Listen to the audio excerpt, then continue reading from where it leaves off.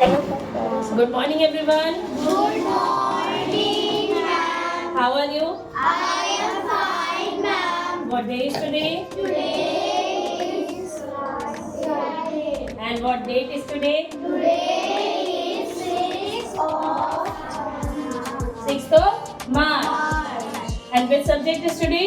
Maths. Maths. Everybody ready for? Yes, ma'am. Ready for exam? Yes, ma'am. Okay. Sit down. Pass. Thank you. आगे आगे pass करो. All of you write your name. Only write your full name.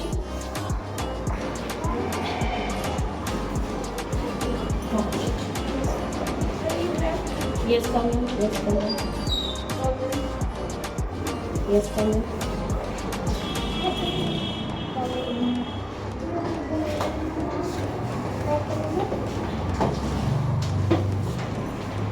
Go fast, go.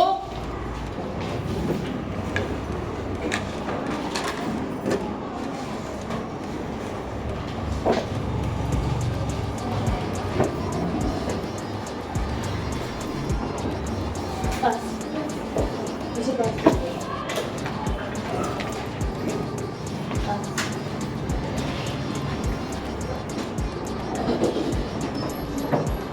Fast, fast, fast.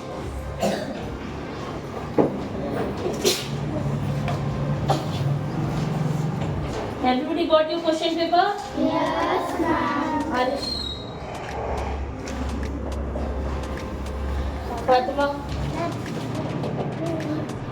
नीचे बैठो. Okay, listen everybody. All of you, look at your question paper. Firstly, write your full name, roll number and date. Answer all questions. सभी सवालों के जवाब देने हैं. Question के opposite में मार्क्स रिटन है. Which unit will you use to measure weight? कौन सा यूनिट हम वजन नापने के लिए इस्तेमाल करते हैं? वजन यानी किसी चीज का वजन नापना है तो कौन सा यूनिट इस्तेमाल करते हैं? ठीक है.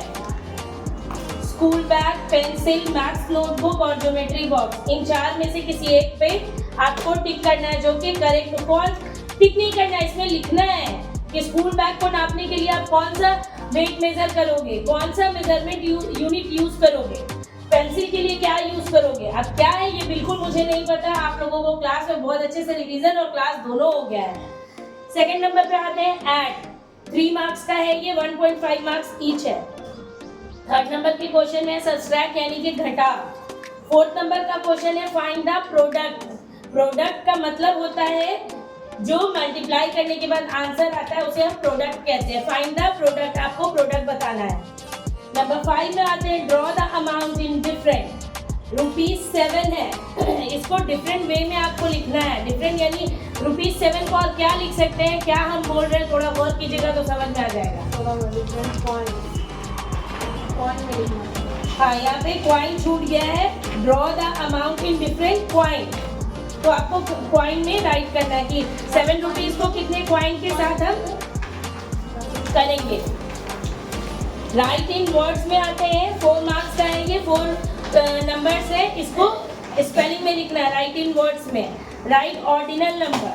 सेकेंड ऑर्डिनल नंबर है, आपको इसका ऑर्डिनल लिखना है. 2 मार्क्स का है ये. 1 2 3 4 5. 2 मार्क्स में 5 कैसे है. 8 नंबर क्वेश्चन है add the coin and right. अब यहाँ पे क्वाइन दिया हुआ है डिफरेंट फॉर्म में, जिसको आपको काउंट करके राइट करना है कि टोटल क्वाइन मिला के कितने रुपीस बनते हैं. 9 नंबर है right Roman number. Roman number आप लोगों को ऑलरेडी रीड कराया हुआ है क्लास में. तो ये जो नंबर है इसको रोमन में चेंज करना है. Count the shape and fill it.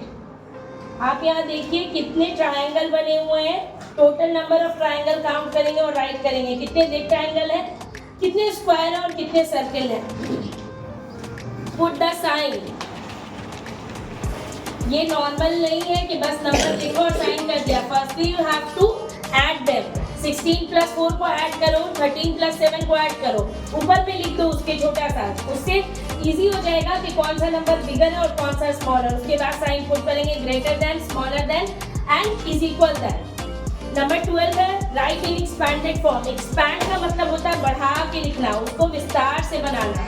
तो एक्सपेंडेड फॉर्म आपने बताना है। राइट द शॉर्ट फॉर्म, ये ऑलरेडी बना के लिखा हुआ है, इसको आपको शॉर्ट करना है कि टोटल नंबर को अगर हम काउंट करते हैं तो वो कितना होता है। कंप्लीट द रोज, यहाँ पे रो है 11 के बाद 14 है, तो अपने माइंड से सोचिए 11 और 14 में कितने का गैप है, उतने ही नंबर का गैप अगले 3 ब्लैंक स्पेस पे होगा। 212 और 214 है, दिमाग लगाइए कि कितने नंबर का गैप है, उतना ही गैप नेक्स्ट 3 ब्लैंक स्पेस पे होगा।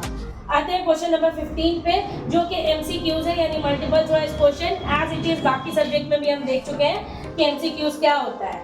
एक क्वेश्चन होता है जिसका एक करेक्ट आंसर होता है, 2-3 रॉन्ग आंसर होता है। आपको कंफ्यूज करने के लिए you have to choose correct answer. 9 times 7, times का मतलब ही मल्टीप्लाई होता है। 9 टाइम्स 7 8, 9 7 का क्या होगा वो लिखना है। सब्सट्रैक्ट 35 फ्रॉम 49, 49 में से अगर 35 सब्सट्रैक्ट कर देंगे तो क्या आएगा वो लिखना है। स्किप काउंटिंग 5 10 15, उसके बाद क्या आएगा। सर्किल हैज डैश कॉर्नर, कितने कॉर्नर होते हैं सर्किल में। नंबर 5 में है which of the following is greatest, कौन सा नंबर इन 3 नंबर में से बड़ा है। ग्रेट यानी महान यानी बड़ा, इस 3 नंबर में से सबसे बड़ा। 18 + 4 = कितना होता है।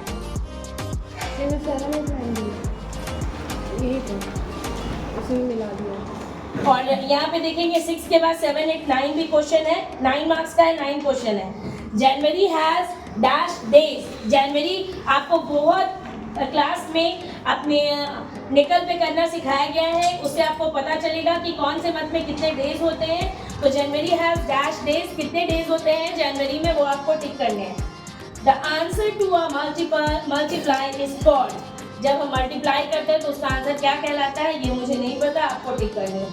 1 वीक हैज डैश डेज, एक सप्ताह में कितने दिन होते हैं।